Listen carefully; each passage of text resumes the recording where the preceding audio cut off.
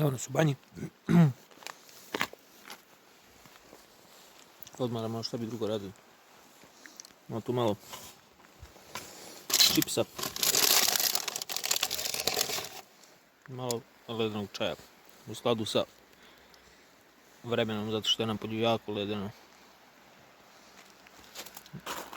Ja sam izašao danas malo s provozom da me mine želja.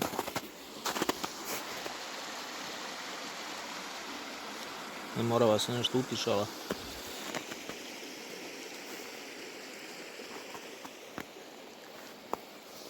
Snijeg je.